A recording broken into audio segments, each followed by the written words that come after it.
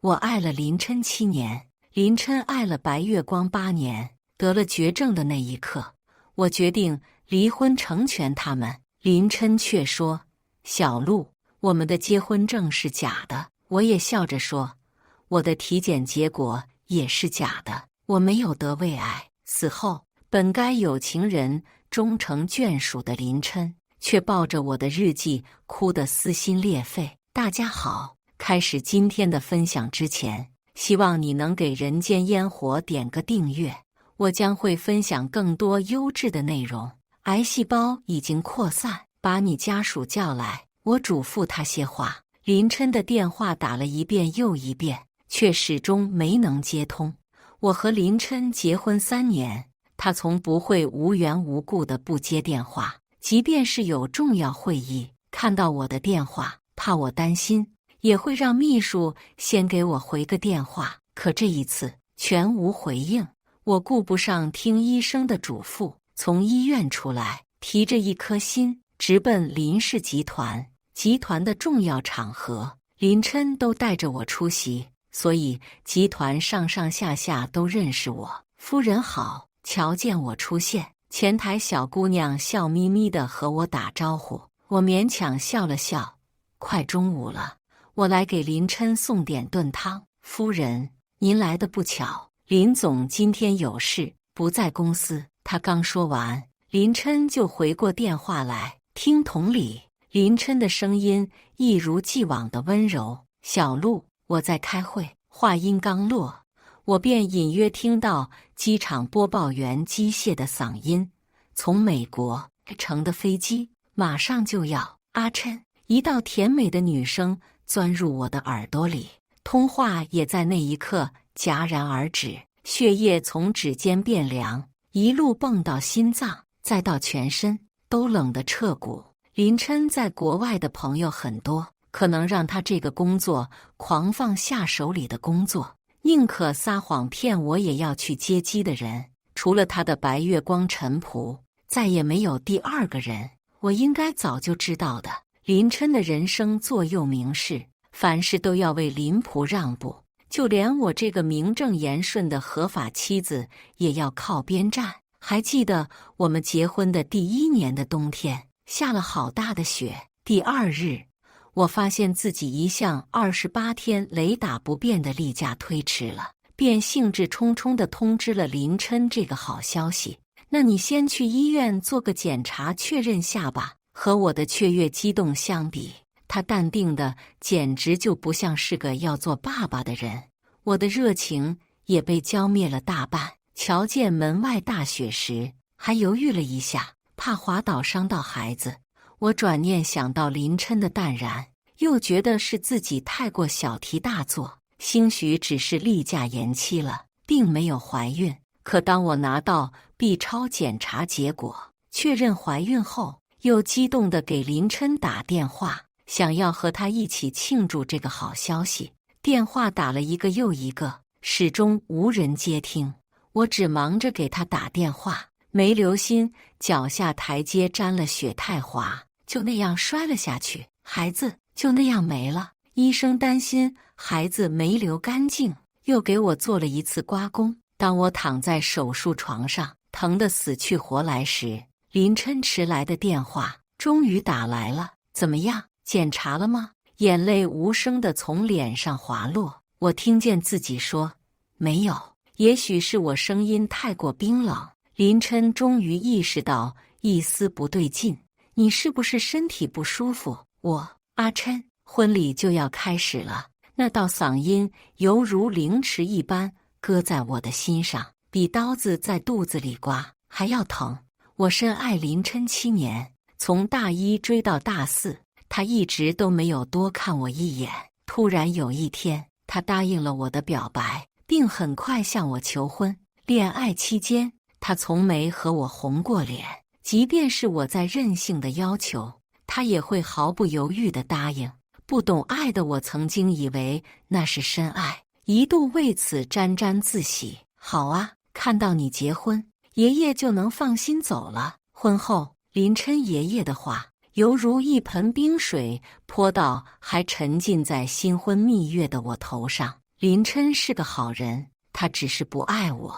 家里的台式日历被林琛在今天的日历上画了一颗桃心，能被他用桃心标记的人只有一个，他的白月光陈朴。我们当年恋爱时，也曾经看到他在日记本上涂涂写写。好奇心重的我偷偷看到，那上面密密麻麻写的都是恋爱必做10件事，怎么做一个合格的恋人，重要的约会日期，心里甜滋滋的冒泡。我以为那是他重视我，才会认真的搜来词条记录。可后来我发现，所有的例行公事后，他都会画上一条对勾，与当年林琛标记我的词条后缀一模一样。而陈朴的词条后却是一颗桃心，胃里的酸水泛滥成灾，痛得我蜷缩着身子都无济于事。既然爷爷已经走了，那么我们的婚姻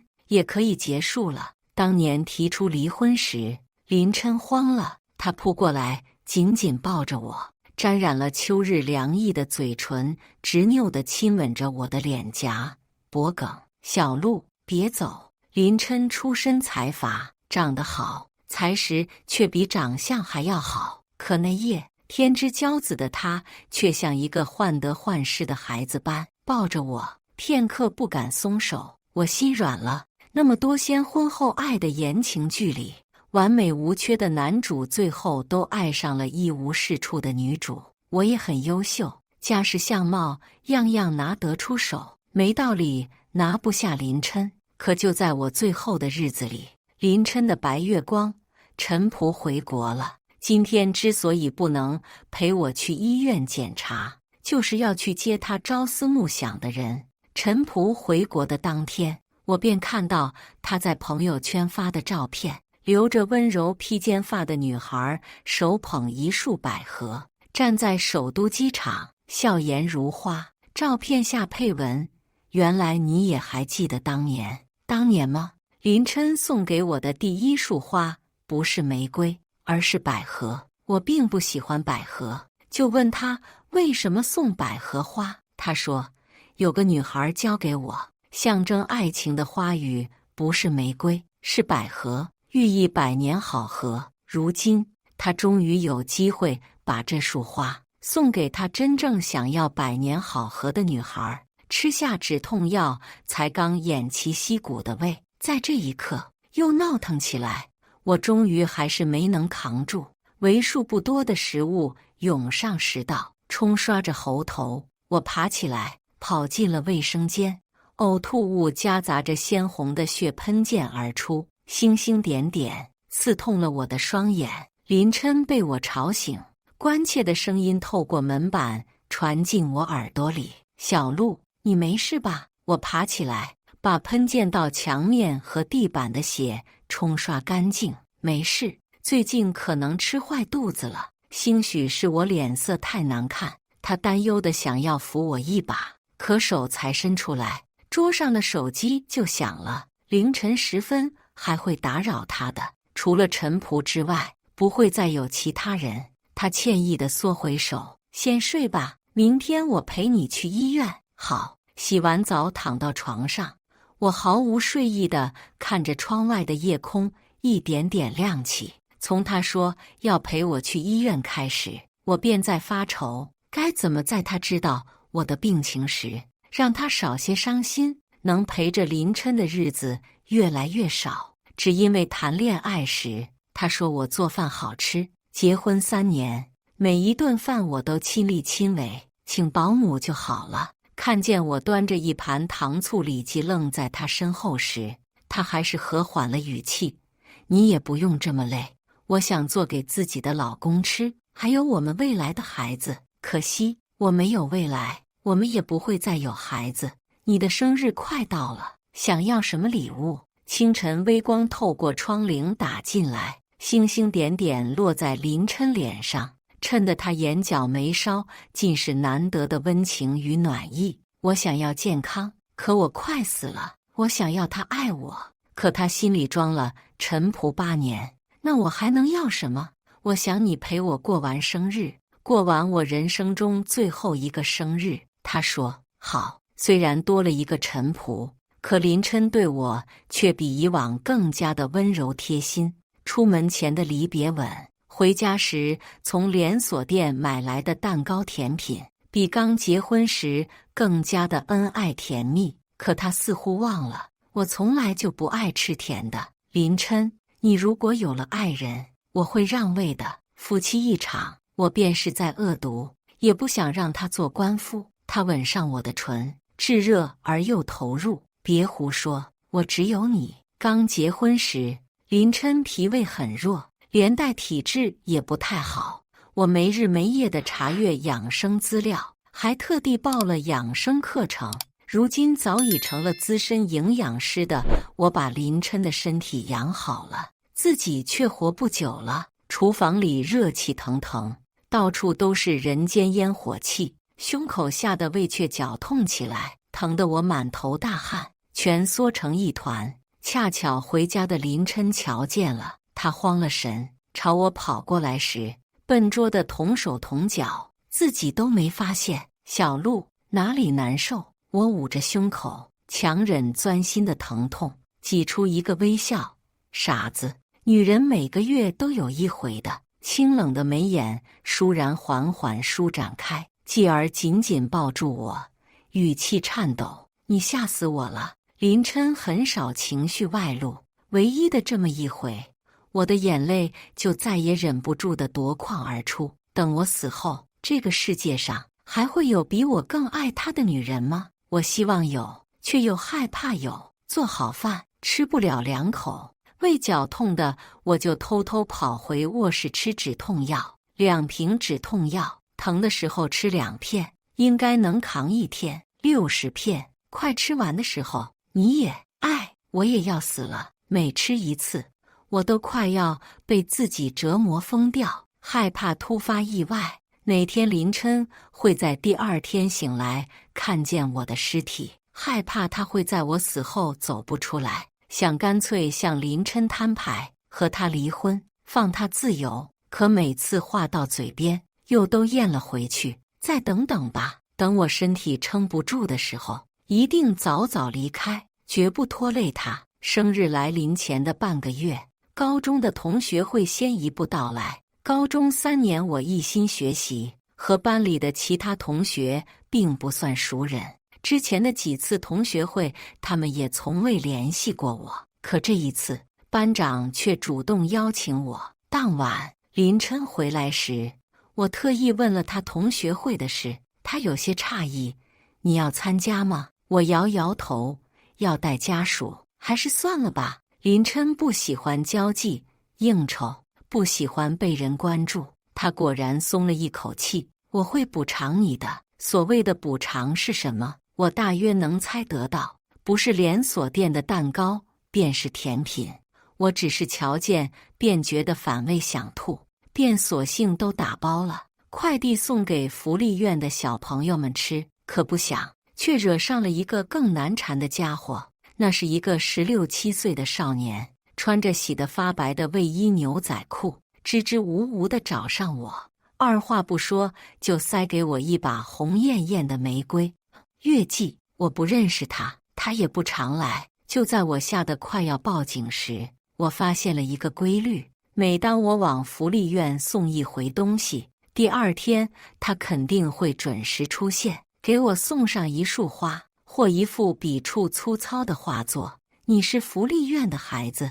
他睁着懵懂大眼，指了指自己的耳朵和嘴巴，手舞足蹈地冲我比划着看不懂的手势。我回屋写下几个字递给他：不用谢我，以后不要再来了。他大约除了聋哑之外，还是个不识字的孩子，并没有看懂我纸条上写的是什么，依旧出现在我家别墅的门口。无论外面大风大雨，都像一条无家可归的小狗狗一样，守在门外，守着我，直到林琛出现，让保安把他拖走。我记得你很喜欢吃甜。说到一半，林琛后知后觉地愣住，他怕是才记起来，爱吃甜品的是陈仆，不是我。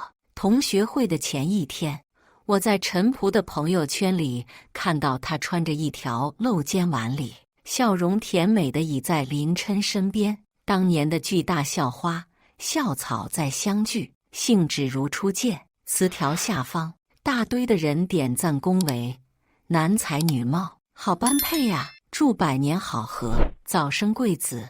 点赞的人越来越多。正当我要退出时，一个名为深林璞玉的人也跟着点了赞。如果我没记错的话，当初我第一次加林琛微信时，他的微信名字便是深林璞玉。陈仆嫁人出国后，他才在我的纠缠下，把微信名字改成林深不见路，鬼使神差地注册了新的微信号，鬼使神差地添加了那个名为深林璞玉的微信。趁着林琛洗澡的功夫，我第一次偷看了他的手机，切换账号那一栏里，果然躺着一个熟悉的微信号深林璞玉。我深爱林琛7年，从高中时期父母意外离世后，他默默陪伴在我身边开始，对我来说，他就不再只是那个沉默寡言的林家哥哥。可我忘了，那时的他就有喜欢的人，陈仆。他爱他8年，学习不如别人，我拼命可以追上，可我爱他，始终比他爱陈仆少1年。即使我快死了，即使我拼了命的追，也追不上。迟了1年的爱，就是迟了一辈子。不管过多少年，不管我付出多少，他心里都不会有我。一如3年婚姻，他却只记得陈仆的喜好，记了8年。第2天，我破天荒的没有做早餐。林琛洗漱后，我终于下定决心，把检查结果递给他。当他看清楚上面的诊断结果后，倏然变了脸色。他一把攥住我的手腕：“不可能，我带你去美国，我们好好检查。现在医学这么发达，你一定会没事的。大学时的辩论赛冠军，现在连短短2句话都说得颠三倒四，语无伦次。”这一刻，我终于确定他心里有我，即便没有陈仆的位置那么重要，可终究还是有的。可我从小就没有与人合租过，为什么长大了要让第三者住进我合法丈夫的心里？我决定再为自己争取一次，也决定给林琛最后一次机会。林琛，没用的，我只剩下2个月的命了，就这2个月，你陪我走过去，好不好？他低喘一声，哽咽着将我抱进怀里，死死搂住。不，小路，我一定会救你的。林琛说到做到，公司不去了，还接连熬了好几个大夜，查阅各种医学资料。为此，甚至特地飞往美国去见一位重量级的癌症专家。1周后飞回来的他，满脸颓丧，眼底的红血丝，便是镜片都遮不住，勉强扯出一抹笑。林琛抱住我安慰说：“小路，会有希望的，你别放弃好不好？”好。而后的一段日子，林琛一边忙着集团事务，一边打飞的到处给我找医生。直到同学会那天，我鬼使神差的还是去了。璀璨耀眼的水晶灯下，明明应该还在国外的林琛，却西装革履地出现在同学会上。陈仆挽着他的手臂，身穿高定晚礼，脚踩缀满钻石的高跟鞋，整个人都璀璨夺目。不得不说，他们2人在一起，比起脸色蜡黄、枯瘦如行尸走肉的我，要更加般配。隔着人群，陈仆还是注意到我，他微微侧身，完美的将我和林琛可能相遇的视线彻底阻隔。手机微信也跟着准时响起。今天的同学会必须要有伴儿才能参加。我问过阿琛，他说你不参加，我才借用了你老公一下，你不会介意吧？他娇笑着将脑袋靠上林琛的肩膀，杏核眼中却满是明晃晃的挑衅。我虽然从心底不待见陈仆，但是不得不承认，比起我和林琛，他们才更般配。当晚，林琛回到家，我就递上了一份离婚协议书。世界那么大，我想在剩下的时间里出去走走，看看。如果再不走，我怕自己会因为嫉妒，连最后的体面都维持不住。林琛垂着头，将手里的协议书撕了个粉碎。许璐，在治好你的病之前，你哪里都别想去。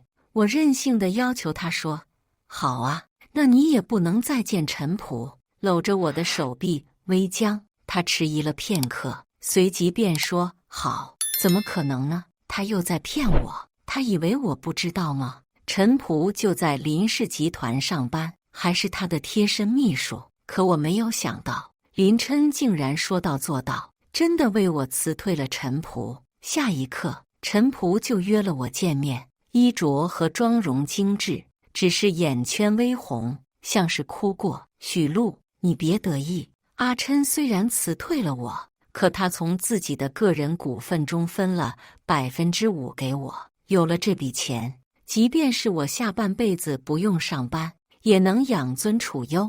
林氏集团可是行业中的翘楚，便是1%的股份，一年可以获得的利息分红也高达近千万。这么大一笔钱，林琛说给就给，可你难道就不奇怪？林琛转让自己的股份，为什么不用经过你这个妻子的同意？因为啊，你们的婚姻从头到尾都是一场骗局。林爷爷逼他结婚，而我又和他分手了。他为了哄骗爷爷，才和你假结婚。那我成了什么？深爱林琛的7年，3年无微不至的婚姻生活，自以为可以打动林琛，可原来我从一开始就是小丑，是他不用花1分钱雇佣来演戏，娱乐家人开心的小丑。是你活该，都要死了，还霸占着别人的东西不还，和你那个死鬼爸爸一个德行，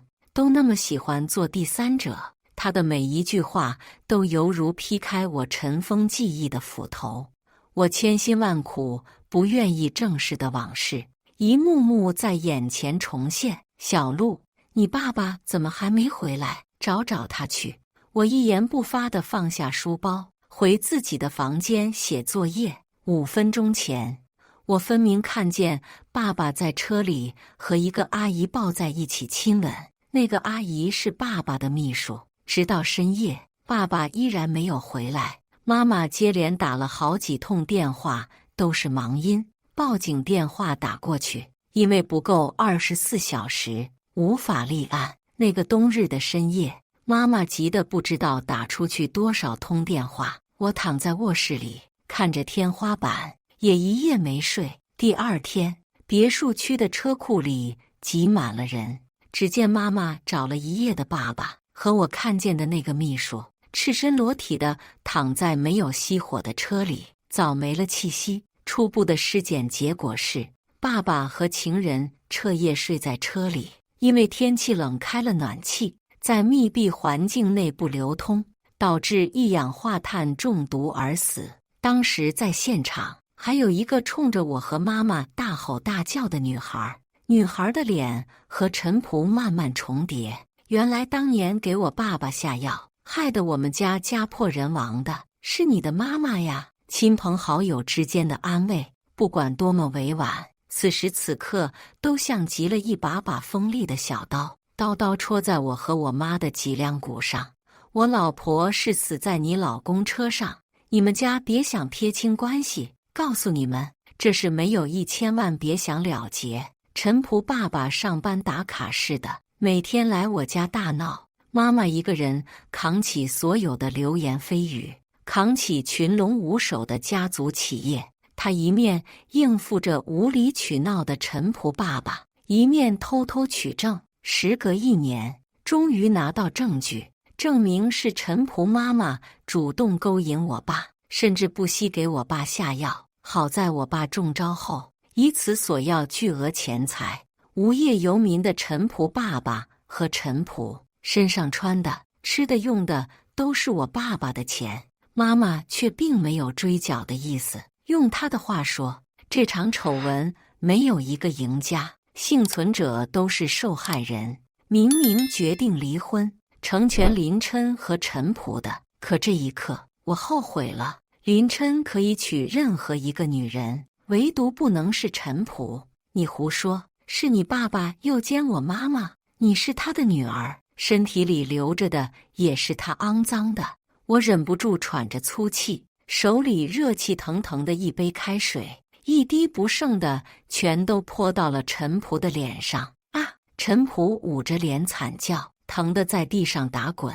他漂漂亮亮的一张脸，眨眼间便红肿如猪头般丑陋。陈普，是不是我妈大度，你便以为我也大度？明明胜诉的是我家，可陈普爸爸却三天两头的骚扰我妈妈，各种言语侮辱挑衅。如果不是你妈妈勾引我爸爸，给他下药，他不会死得那么难堪。如果不是你爸爸纠缠不休，我妈妈不会罹患抑郁症自杀。他们每闹一次，妈妈手腕上的刀疤便会多一条，一直到她身上的血流干，再也就不回来。是她让我从一个被父母宠爱的千金小姐，变成家破人亡的孤儿。以前爸妈常说，善有善报，恶有恶报。可既然天理不昭彰，那我就自己来报。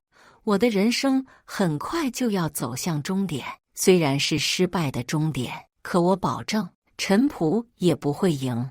我会连着爸妈那一份，让他们陈家人连本带利的全部还回来。咖啡馆里众人的尖叫声中，胃里又开始翻江倒海，疯狂绞痛，痛到那里好像被一只手紧紧攥着，随时都有可能把它捏爆。啊啊！喉头腥甜漫到嘴边，视线也跟着一片模糊。疲惫地闭上双眼时，我好像看到了一直偷偷跟着我的小哑巴。他脸上没了洋溢的笑，清秀的小脸上爬满了泪水，张着嘴冲咖啡馆里的人大喊大叫。可惜他不会说话，别人不知道他想表达什么，他也听不到别人说的话。小哑巴，谢谢你。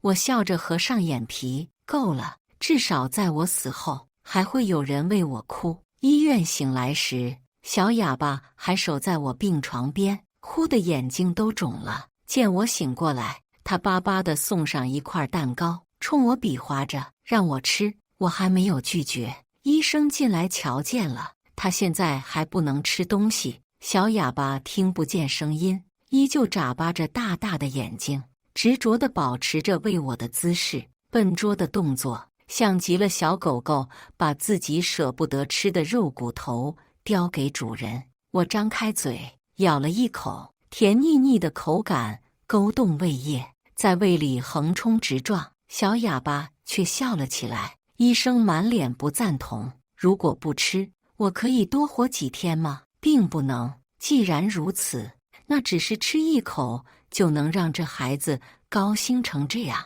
我为什么不吃？挂完水后，我就准备出院。小哑巴不放心地跟在我身边，忙前忙后。临走前，我带他去了耳鼻喉科，配了一副助听器。第一次听到声音的小哑巴一脸茫然，怔愣过后，突然就开始掉眼泪，哭得像是得到了全世界的小孩。我揉了揉他的发顶，男孩子，别总那么爱哭。出院后，我下定决心要资助小哑巴，我给他安排了住处，还有适合聋哑人的特殊学校，教授他在这个世界生存的必备技能。我许家的产业虽然不如林氏集团，可在我死后也需要一个掌权者。林琛看我的眼神，像是在看一个无理取闹的小孩，什么都不说，自以为包容了我所有人性。可陈普却不允许他沉默，即使他在客厅，我在卧室，也能听得到陈普的尖叫。阿琛，他毁了我的脸。林琛挂断电话，站在背光处的眼神沉郁。你为什么要迁怒他？所以我们的结婚证当真是假的，所以领证当天才不用我也去。亏我还傻乎乎的以为林家手眼通天，只用我们的身份证就可以办结婚证。他闭上眼，缓缓睁开时，眼底有什么东西在消失，和他无关。我只是不爱我，所以才没办法说服自己和我领证。我倏然笑了，笑得眼泪都流出来了。那可真是太巧了，我的诊断结果也是假的，我身体好好的，根本就没有什么胃癌。我开始收拾东西，准备要搬出林家的别墅。林琛见我收拾东西就慌了：“这是你的家，你要去哪儿？我们的婚姻是一场骗局，这里从来就不是我的家。”他按住我的手：“小璐，今天是你的生日，让我陪你过完这个生日好不好？”我的目光落在日历那个随意的勾画上，从他许诺会亲自给我过生日开始，我就在期待着这一天，想在这一天和他告别，让他去寻找自己的幸福，让他照顾好自己，不要熬夜，不要饮酒。可这一天真的来了，我却连和他告别，向他殷殷叮咛的资格都没有。鲜花、红酒，从国外空运来的牛排，一应食物，看得出都是林琛早早就开始安排的。我坐在餐桌前，看着他修长的手指捏着冷色的刀叉给我切牛排，精致的眉眼在烛光的跳动下越发的屹立。林琛生了一副好相貌，不然大学4年也不会是他一直坐在校草的宝座上，无人能动摇。可我喜欢他却不是因为他的好皮囊。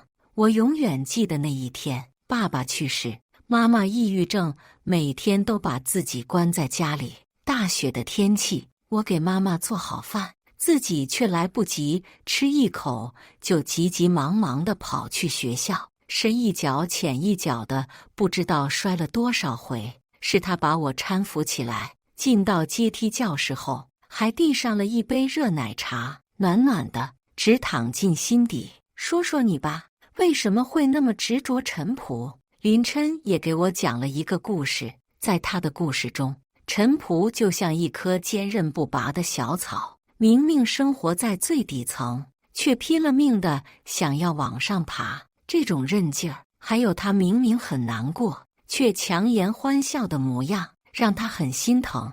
我忍不住扑哧一声笑了起来。这种性格，尤其是漂亮女孩儿有这种性格，的确很吸引人。可她拼了命的往上爬，为什么不拼自己的命，要拿我们全家的命做他们陈家人的登天梯？才说到陈朴，他的电话就又打来了。阿琛，你快来，我肚子好疼啊！林琛倏然起身，拎了外套就要走。我拽住他的手，眸光满是祈求。不是说要陪我过完生日吗？今天可能是我们能见的最后一面，我不想就这么结束。他迟疑了片刻，还是掰开我的手。我会尽快回来，等我。陈朴的手段我清楚，他既然会挑在我生日这天找上林琛，就会有让林琛回不来的手段。明知他不会回来，我还是忍着胃痛，坐在椅子上等了他一整晚。天光破晓，我没能等回林琛，就像小时候那个大雪天，我没能等回爸爸答应我好好生活，去给我买糖炒栗子的妈妈也没有再回来。我的人生好像就是在等待中度过的，等来等去，我都不是他们的惦念，不是他们的选择。我以为林琛会是我人生的终点，可最后深爱变质成不甘，喜欢恶化成怨怼。现在我不想再等了，不想在自己死前被人问你一生做过的最有意义的事是什么？总不能说我一直在等待，一直等不到吧。林琛回来的那天，许璐已经不在家，精心准备的烛光晚餐变成了躺在餐桌上色彩尽失的垃圾。心跳陡然快了一拍。在林琛的记忆中，许璐有着轻微的洁癖，绝不会把剩饭菜留到第二天。冲进卧室里，看见许璐的衣服大部分都还在时，他才松了一口气，想着他顶多是赌气，很快就会回来。可接连给许璐打了好几通电话，都是关机状态，好大的气性啊！可林琛却不担心，他不会回来。许露爸妈已经不在了，他是他在这个世上唯一的亲人，他深爱他7年，不可能说不爱就不爱了。等他消气了，自然还会回来，继续缠着他。这一等，只等到陈仆的孩子出生，等到他哭得眼泪汪汪，求林琛给他和孩子一个家时，他想也没想地说道：“别闹了，我有老婆。”说出这句话后，就连林琛自己都愣住了。他以为自己心里一直装着的只有陈仆，以为他对许露的感情只是想要弥补年轻时鲁莽犯下的错。这一刻，他才明白，或许许露就像雨后的青笋，早就在他的心里悄无声息地扎了根。他还是没有见到许露，他资助过的小哑巴坐在了他的位子上，看着他的眼神冰冷狠厉。他不会说话，就递给林琛一个本子和一张纸，那是一张写有死亡证明的纸，死者许露。本子标题写的是给林琛未来的夫人。厚厚的一个本子上，密密麻麻写的都是关于他的喜好。他喜欢吃甜食，可他有反流性食道炎，要尽量减少糖分的摄入，含糖的粥米也要控制摄入量。他喜欢在睡前喝一杯牛奶，要温的，不喜欢应酬，非要参加的话，会有几天不大开心。他喜欢深色的衣服，纯棉材质的，林林总总，每一条都变成戳进林琛心底的刺，将他的心扎得千疮百孔，鲜血横流。他喜欢百合花，不喜欢玫瑰花。当看到这句话时，林琛再也忍不住地痛哭起来。这么多年，他究竟都做了些什么呀？心安理得地享受着他无微不至的照顾，看他深爱自己，却从来都吝啬回应。我肚子好疼，林琛，可以带我去医院检查吗？林琛，我得了胃癌，我的诊断结果也是假的，我身体好好的，根本就没有什么胃癌。许露生前的每一句话都成了凌迟他的刀子。他越来越瘦，脸色那么差。他说没有病，他怎么轻易的就信了？死前没有一个亲人在他身边，他该多疼多痛苦啊！小哑巴用手语问他，那个杀人凶手说过那么多次谎，你都当真？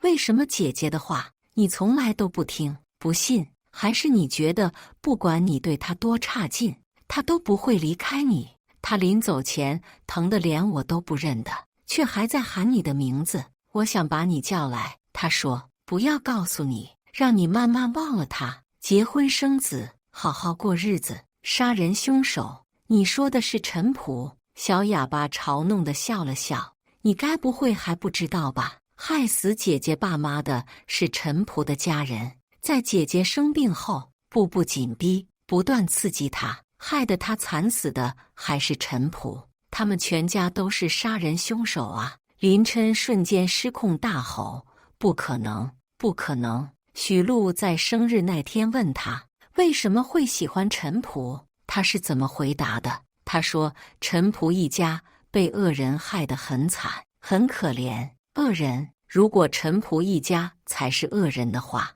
他一直以来都在做什么？当着许露这个受害者的面，一次次委婉地向陈仆这个凶手示爱。你错了，害死他的还有我。那天是林琛和小哑巴最后一次见面，关于林琛的传闻，他也都是从秘书口中得知的。林琛把陈仆和孩子送回了她美国家暴的丈夫那里，集团交给职业经理人后不知所踪。小哑巴猜测着，他是想替许露把想看却没来得及看的世界走一走，看一看。3年后，新闻上播报，有一名中国游客在游览九寨沟时坠崖，死者疑似是林氏集团的总裁林琛。小哑巴抱着许露最喜欢的玫瑰，坐到他的墓前。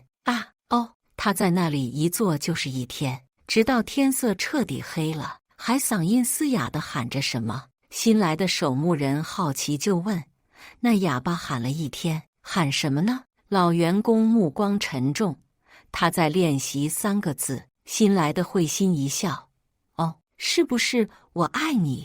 原来还是个痴心的小哑巴。老员工说，不是，他想告诉那个姑娘，我等你，等一辈子，死了还等。以上就是今天分享的故事。